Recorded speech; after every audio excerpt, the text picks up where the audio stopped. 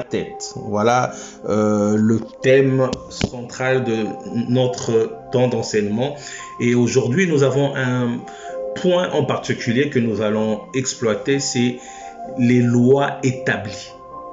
Donc, dans le sous-thème, je pense que vous avez vu l'affiche, nous avons parlé de renverser les lois établies.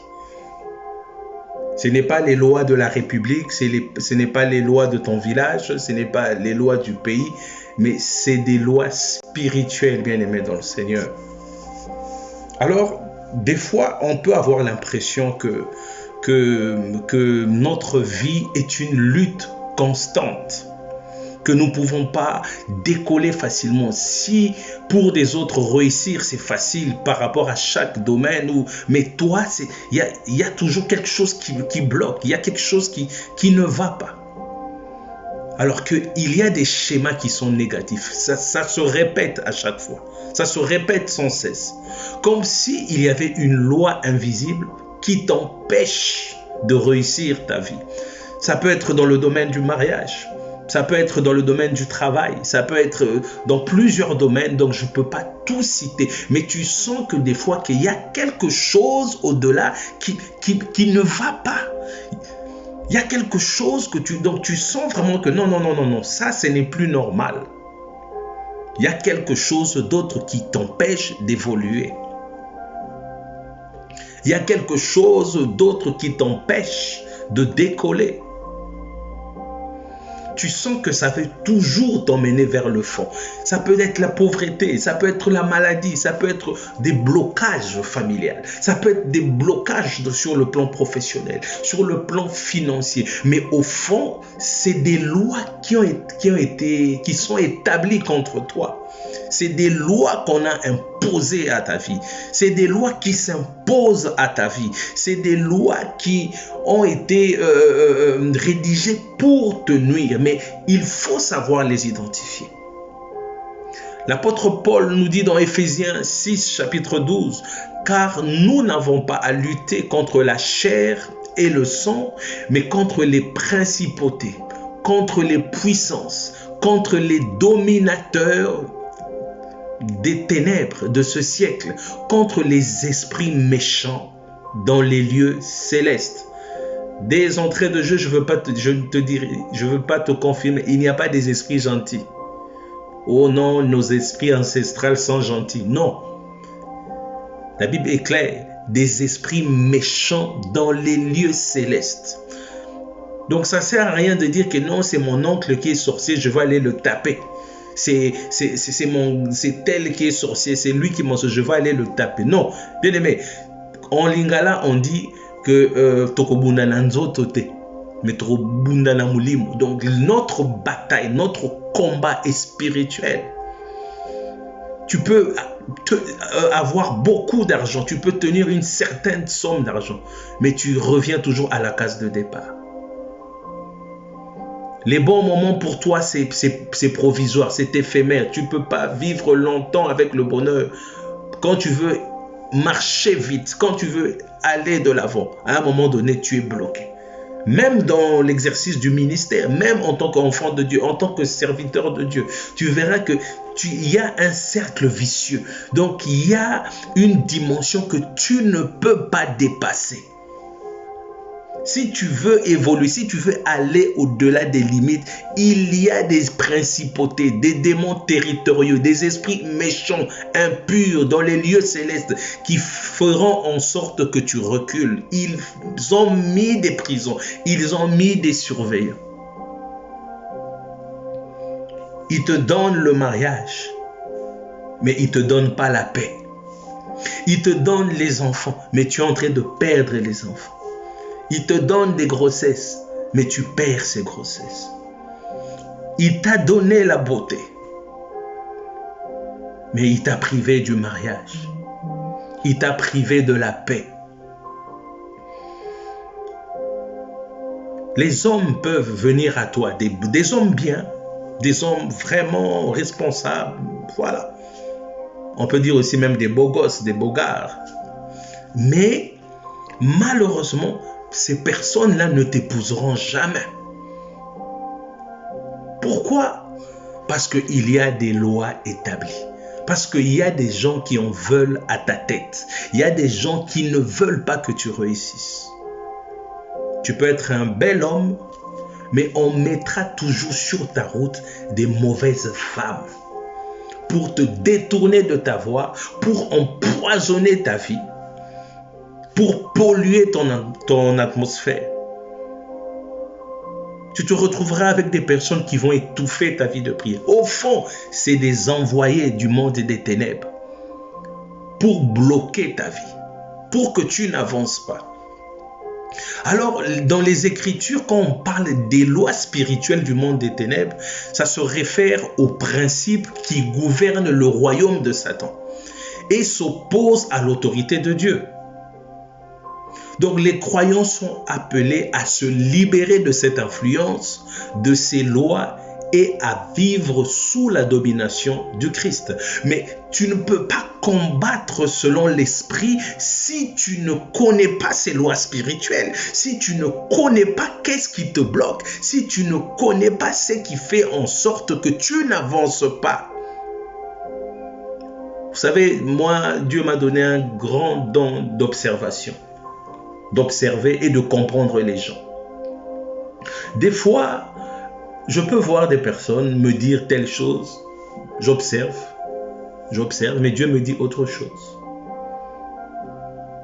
Alors, ne te fie pas à ce que les gens disent, ce que les gens font aujourd'hui.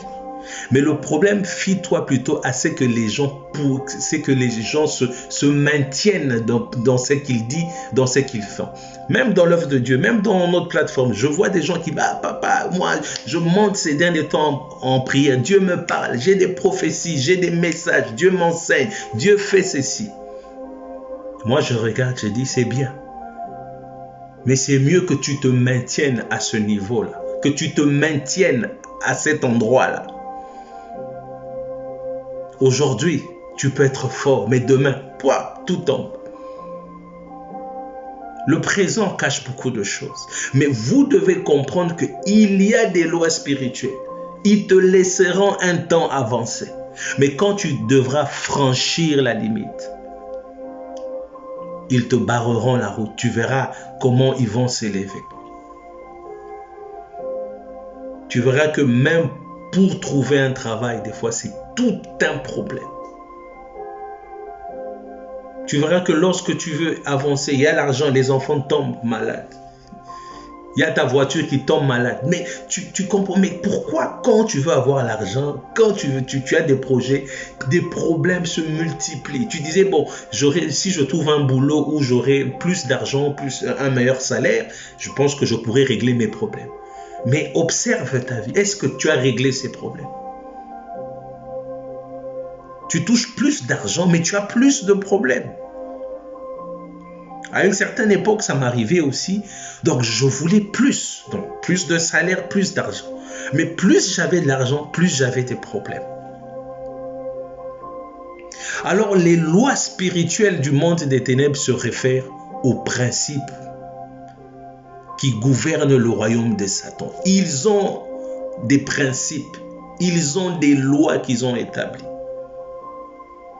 Et la Bible nous enseigne que, encore, je l'ai dit, nous devons nous libérer de ces lois, de cette influence. Ça peut être comme le pasteur Moïse, il a parlé de la sorcellerie. Mais il n'y a pas que la sorcellerie. Il peut y avoir la magie. Il peut y avoir des pouvoirs ancestrales. Il peut y avoir des alliances d'âmes. Il peut y avoir des alliances nocturnes. Il peut y avoir des alliances que toi, tu n'as pas faites. Mais ça provient des générations. Alors, comprendre les lois spirituelles des mondes des ténèbres, c'est de découvrir premièrement l'origine de ces attaques. Découvrir pourquoi on nous attaque. Apprendre à briser les lois qui t'emprisonnent. En fait, tu es en prison, mais à ciel ouvert. Jésus lui-même est un exemple central. Sa vie entière et particulièrement son ministère public est marqué par une opposition croissante qui a finalement conduit à sa crucifixion. Donc l'opposition des chefs religieux, les pharisiens, les sadducéens, cherchaient constamment à piéger Jésus. Avec des questions sur les lois et sa source d'autorité. Au fait, ils étaient jaloux de son influence, de sa capacité à accomplir les miracles. Si on peut citer la trahison de Judas. Un de ses propres disciples a choisi de le livrer pour l'argent. Et la crucifixion, c'est le point culminant de cette hostilité. Donc, ils ont manigancé. Ils ont piégé, ils ont conspiré. Le but, c'était sa tête. C'était de le renverser. Mais dans ce même chapitre, bien-aimé dans le Seigneur, tu peux te retrouver bloqué, tu peux te retrouver encerclé par des sorciers, tu peux te retrouver encerclé par une loi qui t'empêchera toujours d'évoluer. C'est ça le problème, tu n'as pas la paix dans ton sommeil, c'est ça qui bloque ta santé, c'est ça qui bloque ton travail, c'est ça qui bloque ton mariage, c'est ça qui bloque ta destinée. Alors, la Bible identifie le diable comme le prince de la puissance de l'air. Dans Éphésiens chapitre 2, verset 2. Et le Dieu du siècle. 2 Corinthiens 4, verset 4. Exerçant une influence sur le monde. Ces lois ne sont pas des règles écrites, mais des principes de vie qui s'opposent au royaume de Dieu. Elle se manifeste par le péché et la mort. Romains 6, 23 déclare que le salaire du péché, c'est la mort. C'est un principe spirituel que le péché nous sépare de Dieu, qui est la source de la vie. Il se manifeste par le mensonge et la tromperie. Jésus appelle le diable le père du mensonge, Jean 8, 44 plutôt. Le mensonge est un outil central pour semer la confusion et éloigner les gens de la vérité de Dieu. La Bible dit que vous connaîtrez la vérité et la vérité vous affranchira. Donc la première des choses qui te fera sortir et renverser les lois spirituelles, c'est la vérité. Et nous, la vérité, c'est la parole de Dieu. Nous, la vérité, c'est Jésus. Nous, la vérité, c'est le Saint-Esprit. Alors, des fois, on vous mettra dans ce qu'on appelle la servitude qui vous détruit. Le diable est venu dérober, égorger, détruire. Donc les lois du monde des ténèbres visent à asservir les gens au péché et à les conduire à la destruction. Donc le diable ne voudra jamais que tu pries normalement. Il ne voudra jamais que tu vives une vie de consécration. Il ne voudra jamais que tu marches avec Dieu. Il créera des circonstances. Il va t'infiltrer des gens, des habitudes. Toi, tu ne buvais pas, tu commences à boire. Tu commences à aller en boîte de nuit, tu commences à sortir. Au fait, quand il veut simplement, il sent que tu veux sortir, il va créer toujours un cercle vicieux pour que tu recules, pour que tu tombes à chaque fois, pour que tu n'avances pas. Il verra qu'il y a une bénédiction qui n'est pas loin de toi. Il viendra t'embrouiller. Alors, la première des choses, je parlerai plutôt des réclamations familiales qui peuvent être comprises comme des influences spirituelles négatives ou des problèmes récurrents qui se transmettent de génération en génération au sein d'une même famille. Donc, on les appelle aussi les liens ancestraux ou une malédiction familiale. Et la Bible nous enseigne que l'origine de ces problèmes est souvent liée au péché et aux alliances maléfiques passées par nos ancêtres. Cependant, elle offre une espérance de délivrance par l'œuvre de Jésus-Christ. les origines des réclamations. Dans l'Ancien Testament, dans Exode 20, verset 5, les conséquences du péché des parents peuvent affecter les générations suivantes. Donc, Exode 20, verset 5 nous dit: avertis le Seigneur, punit l'iniquité des pères sur les enfants jusqu'à la 3e génération et à la 4e génération. Cela ne signifie pas que Dieu punit les enfants pour les péchés de leurs parents, mais que les conséquences spirituelles du péché persistent si le cycle n'est pas brisé. Donc, par cet enseignement, nous devons comprendre qu'il y a un cycle que nous devons briser. Il y a des lois même au sein de nos familles. Il y a des gens qui ont voulu le succès. Il y a des gens qui ont voulu une bénédiction. Ils ont fait des alliances avec des esprits des eaux, avec des esprits de forêt. Mais posez-vous la question. Qu'est-ce qu'ils ont pris en échange? Qu'est-ce qu'ils ont sacrifié? Qu'est-ce qu'ils ont vendu?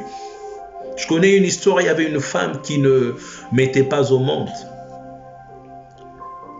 Elle cherchait à mettre au monde, mais elle n'a pas pu. Et on l'a envoyée chez des tradis praticiens. Quelque temps après, ils sont allés, ils ont prié. Ils ont fait leur prière et la femme est tombée enceinte.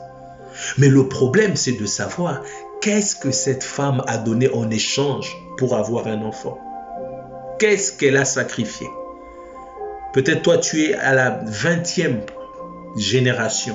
Mais il y a des choses qui ont été faites avant toi. C'est pourquoi, quand tu pries, demande au Seigneur de te parler qui tu es. Des fois, tu es là, mais tu ne te connais pas.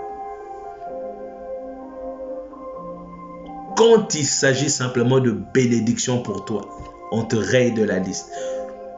Quand il y a 5 ou 6 personnes, quand c'est juste, quand c'est toi là, on te raye de la liste. Non, parce qu'il y a des alliances qui crient, qui sont en opposition contre toi. Et ces choses te réclament par les liens du sang.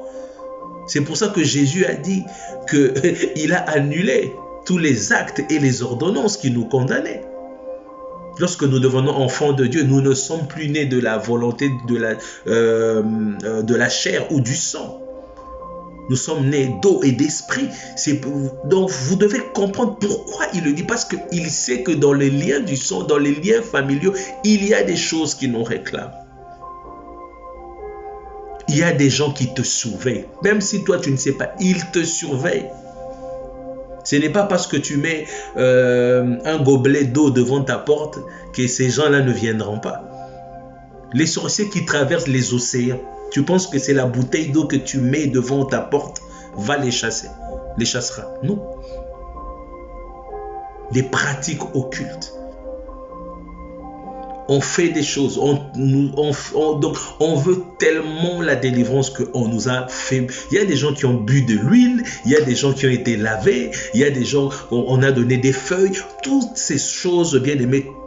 Donc ça ne fait que te ralentir, ça ne fait que te bloquer.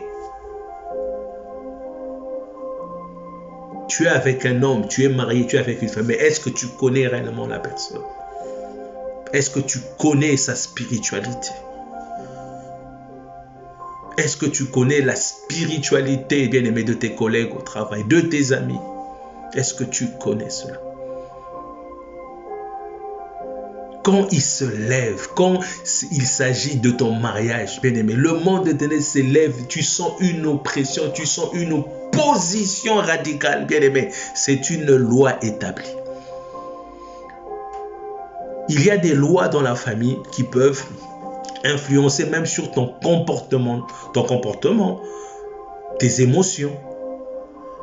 Vous verrez que dans telle famille, ces gens-là, quand ils s'énervent, ils ne reculent jamais. La colère, c'est une loi établie et ça devient des portes d'entrée. Quand tu t'énerves, toi tu penses que tu es libre. Non, quand tu t'énerves, c'est une porte, c'est une loi. Ils se disent que nous allons entrer par la colère. Tu te disputes avec ton mari, tu te disputes avec ta femme. tu n'es pas humble. Il te mettra, il y aura même de l'orgueil. En fait, ça vient en mode masqué. Tu te mets dans un piédestal. Tu te dis que non, moi, je ne peux pas m'abaisser. Moi, j'ai toujours raison. Moi, je ne peux pas dire pardon. Moi, je ne peux pas m'humilier. Mais au fond, c'est des émotions. Et vous verrez que beaucoup ont détruit leur mariage à cause de ça. Elles ne sont pas humbles. Les hommes ne sont pas humbles. Ils vous mettent la rancœur, la rancune. Tu ne sais pas pardonner, tu ne sais pas oublier, tu ne sais pas laisser les gens. Or que c'est une loi qui est établie. C'est une loi qui règne dans ta vie, qui te domine, qui te maintient, bien-aimé dans le Seigneur. Tu es fier de dire que, ah, moi quand je m'énerve, moi je ne recule pas. Or que c'est une loi établie. Je parle des femmes, je parle des hommes en même temps, j'essaie de cadrer. Tu ne pardonnes pas, tu n'oublies pas. Quelqu'un dit, oui, pardonner, ce n'est pas oublier. Mais ça peut être des portes d'entrée. Il y a des femmes, quand elles se mettent à parler là, jusque demain matin. Mais au fond, c'est un esprit. C'est une réclamation. Au fond, on veut détruire ton mariage. Si tu es marié, on veut que tu rentres chez vous à la maison. Si tu n'es pas encore marié, on t'empêche de marier. On met un comportement. Tu ne comprendras pas, mais or que tu es téléguidé. C'est des lois établies. Tu verras, tu es avec un homme, tu es avec une femme. Directement, il y a un dégoût. Donc, tout devient vieux. Ça devient vieux. Donc, non. Tu te retrouves insatisfait. Tu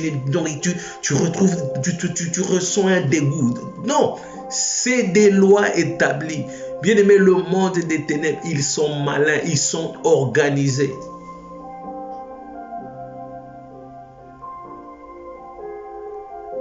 Vous êtes chez vous à la maison, vous accueillez quelqu'un, mais au fond, on vous a envoyé un infiltré dans la maison. Observez, vous verrez que depuis que tel s'est infiltré, il y a des choses qui se passent dans vos maisons. S'ils n'arrivent pas à vous avoir de loin, ils vous mettront quelqu'un auprès de vous. À vous de discerner, à vous de comprendre qui est avec vous, qui est dans votre maison. Parce que ces gens vous surveillent. Ces gens contrôlent. Ils ne veulent pas que vous sortez. Vous savez, les Israélites, ils étaient en Égypte. Ils étaient là, mais liés. Pharaon les a laissés partir et il les a poursuivis. Certains se diront, bon, je change de pays. Je pense que je vais les oublier. Non, là, ils sont là, ils te suivent. Il y a une loi, bien aimée. Il y a des gens qui sont ici en Europe, mais qui vivent comme s'ils étaient au village. Loi établie. Une loi est établie. Tu ne peux pas passer outre. Tu ne peux pas aller au-delà. Parce qu'ils veulent ta tête. Les lois de la famille, les lois ancestrales. Nous devons briser les liens que nos ancêtres ont fait. Des fois, tu es là, tu marches. Tu es là, tu es beau, tu es belle. Mais au fond, tu es une source.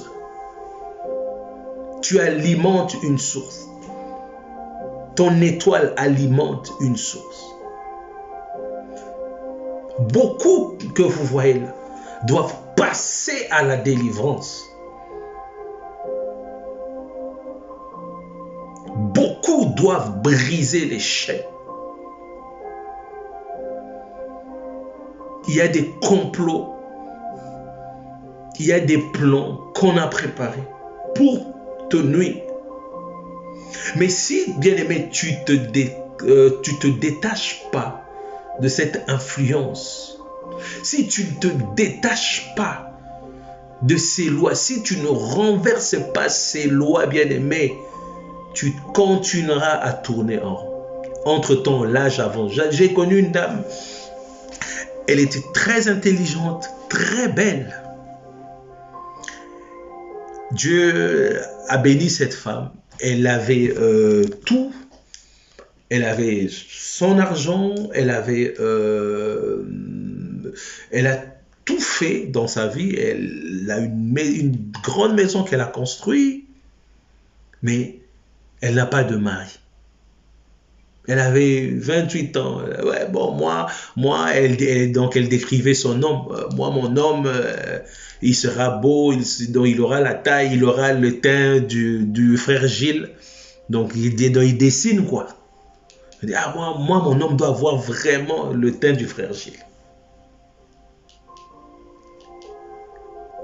Et entre-temps, les années passaient. Il y avait des hommes qui venaient, ah, tu n'es pas de mon niveau. Ah non, ce n'est pas. Les années passaient. Les années passaient. Un jour, cette dame m'a dit, mais Christian, moi, Dieu m'a donné beaucoup d'argent, mais Dieu ne peut pas m'envoyer un homme qui n'a pas étudié. Dieu ne peut pas me donner un homme qui est de petite taille, qui est court de taille. Donc, elle dessinait déjà son nom. Dieu ne peut pas me donner un homme pauvre. Moi, j'ai tout là. Elle attendait un homme. 35 ans, l'âge avance. 38 ans, 40 ans, 43, 44, 45, 46, 47. Elle a à peu près 66 ans, 65 ans aujourd'hui. Et elle n'est pas mariée. Et elle n'a pas d'enfant. Sans savoir que c'était des lois. Elle pensait choisir des critères. Elle avait déjà ses critères à elle. Mais au fond, c'était une loi. On lui a donné l'argent. On lui a donné le travail. Mais on ne lui a pas donné un mari. Aujourd'hui, elle est seule. Pas d'enfant, pas de mari. Malheureuse. Malgré l'argent.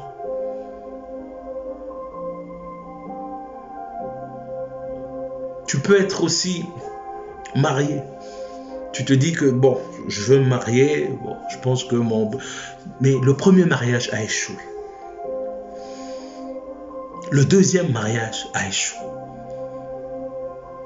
C'est toujours ces femmes-là qui sont mauvaises. Ou c'est toi? Non, c'est une loi établie. On dit que toi là, tu n'auras pas de femme. Toi là, toi, c'est une loi établie. Tu n'auras pas une femme stable. Et vous comprendrez que là où le diable vous attaque, il sait que c'est par là sera votre bénédiction. Et c'est pour ça qu'il vous combattra. À une certaine époque, j'avais une fiancée. À l'époque. Un jour, bon, c'est quelques années après que la sœur a eu à me rappeler cette histoire, elle a eu un rêve. Et dans ce rêve-là, on marchait avec elle. Et quelqu'un lui a montré mon chemin. On dit, voilà le chemin que Christian, il doit passer par là. Mais c'est que cette fille a vu sur ce chemin.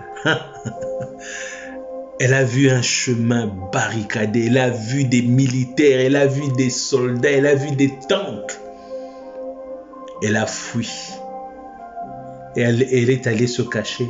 Elle m'a laissé sur cette route-là. Entre-temps, moi, je ne voyais pas, moi, je ne savais pas tout ce qui se passait. Mais là où elle est allée se cacher, il y a eu une personne qui l'a suivi pour lui dire, mais pourquoi tu l'as laissé? Pourquoi tu as fui?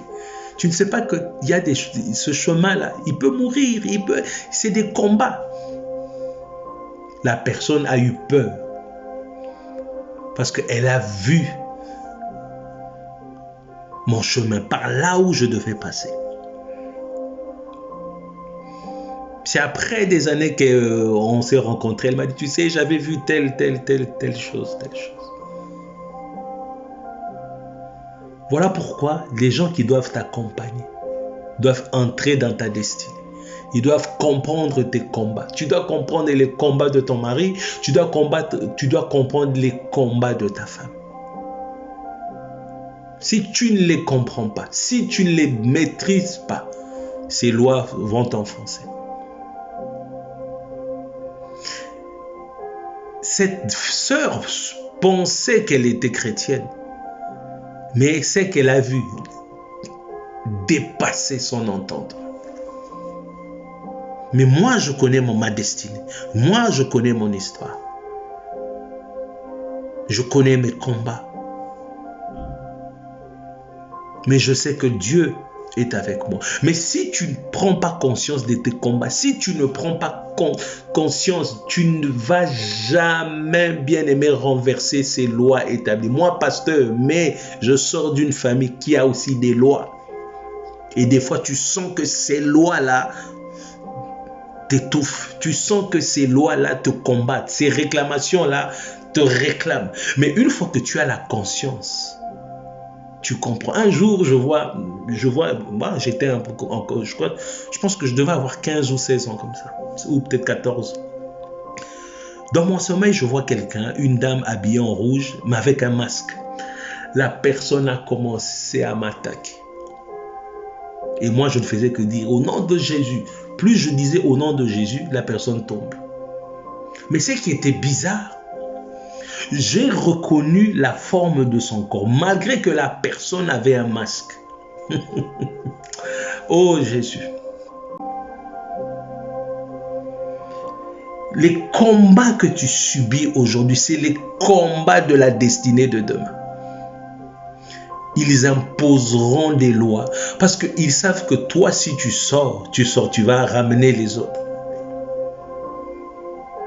Et vous devez être content. Même s'il y a ces lois qui s'imposent à vous, Dieu emmènera toujours quelqu'un dans la famille pour briser ces lois-là. Oh, je crois que tu es la personne, si tu entends ce message, tu es la personne qui va briser ces lois familiales. Les lois qui empêchent la famille, les lois qui combattent ta famille. C'est toi. Dieu t'a donné la responsabilité. Au début, je me disais pourquoi je subissais des combats, pourquoi. Mais aujourd'hui, je suis conscient de ces choses. Je suis conscient. Mais si tu ne connais pas les armes dont tu disposes, tu ne pourras pas sortir. Aujourd'hui, j'aimerais juste rester sur identifier nos problèmes, identifier les réclamations, identifier. Et après, jeudi, nous allons évoluer.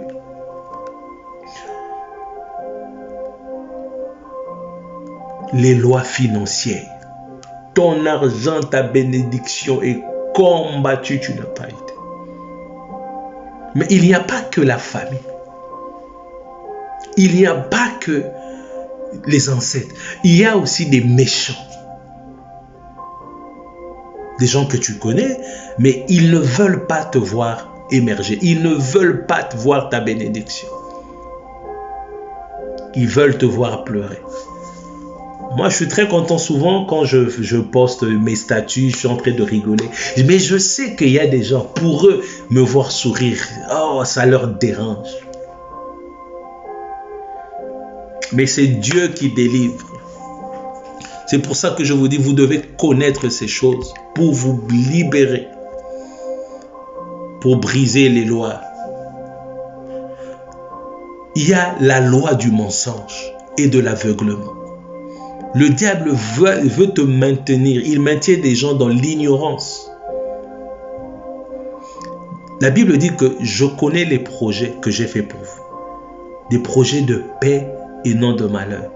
Mais le diable viendra vous imposer la malédiction, le malheur. Au fond, c'est une illusion. Tu es là, tu souffres, tu passes par des... Au fait, ils veulent t'imposer une réalité, mais qui n'est pas réelle. Toi, tu es un projet de Dieu. Et il influence ton esprit et tu commences à comprendre ça. Non, toi, tu es un projet de Dieu. Tu n'es pas un hôtel du monde des ténèbres. Tu n'es pas un sorcier. Tu n'es pas un ballon où les sorciers doivent jouer avec toi comme ça. Il faut que tu sortes de l'aveuglement. Il y a des choses que tu penses être normales. Il y a des choses que tu crois que c'est naturel. Mais au fond, bien-aimé, tu es aveuglé.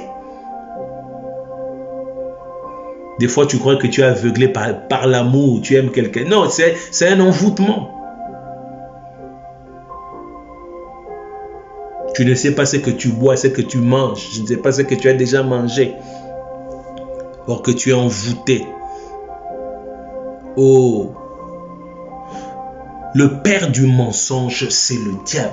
Il viendra t'imposer, il te dira que toi, tu es stérile. Mais au fond, tu n'es pas stérile. Il viendra te dire que c'est toi le problème. Non, tu n'es pas le problème. Il viendra te dire que tu es pauvre.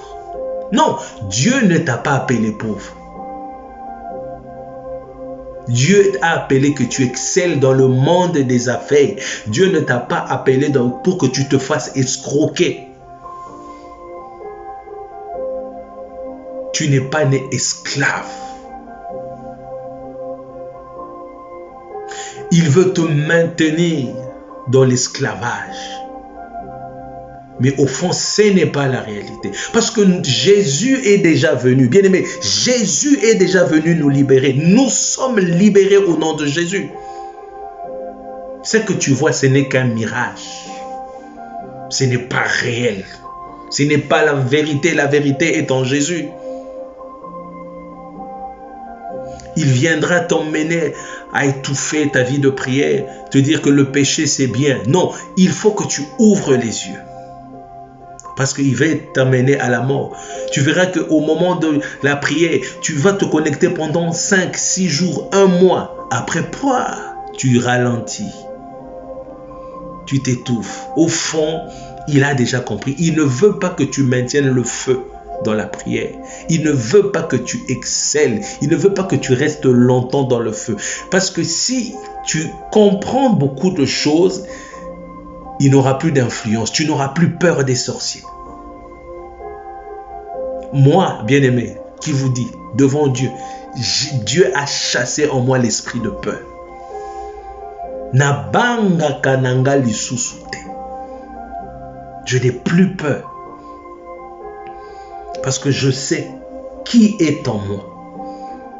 Je n'ai plus peur. Les gens peuvent m'abandonner, mais je ne reculerai pas. J'avancerai parce que je ne suis plus n'importe qui. Parce que j'ai pris conscience que si je baisse les bras, mes enfants, mes frères, mes sœurs ne seront pas sauvés. Un jour, j'étais encore frère à l'église. On a reçu un serviteur de Dieu. Il demande, il m'a vu, mais donc il avait eu peur de m'aborder. Il demande à une maman de l'église. Il dit, mais c'est qui ce jeune homme-là que je vois là? Il dit, non, mais c'est un frère, c'est lui le responsable de la jeunesse. Il dit, tu vois ce jeune-là, je le vois avec beaucoup de gens derrière. Il est en train de tirer des gens derrière lui. Je le vois fatigué, il tire. Il a une mission que Dieu lui a donnée.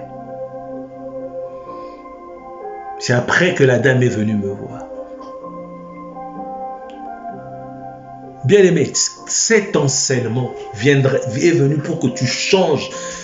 En tout cas, si tu mets cela en pratique, tu identifies les problèmes. Il faudra maintenant faire en sorte que tu passes à la délivrance. Il y a des choses qu'il faut qu'on te délivre. Il faut qu'on prie pour toi. Jésus renverse la loi du mensonge par la vérité. Jean 14, verset 6 nous dit, « Je suis le chemin, la vérité et la vie, et nul ne vient au Père que par moi. »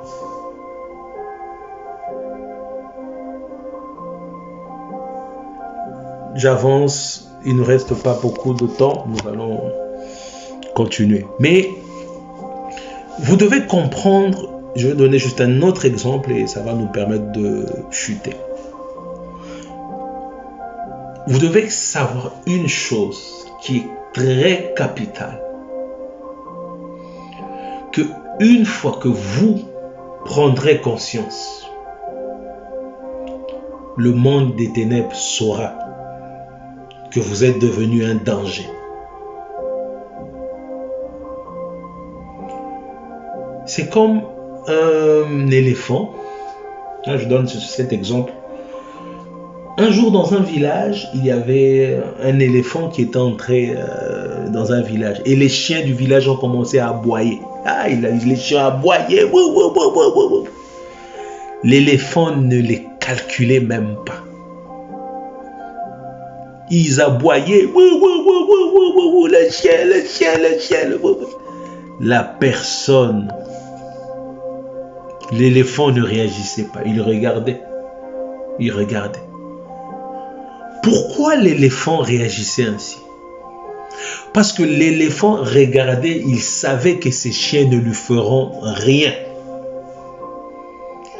Il sait qu'il est imposant, donc ces chiens ne représentent aucun danger. C'est comme ça que tu dois voir les sorciers. C'est comme ça que tu dois voir les lois établies. Que ça ne te fera plus rien. Une fois que tu connais qui tu es, donc nous ne devons pas avoir peur des sorciers, mais les sorciers doivent avoir peur de nous. Nous devons devenir un danger pour eux. Par le témoignage que j'ai dit de la sœur, elle avait vu le chemin. Elle a vu un homme seul marcher.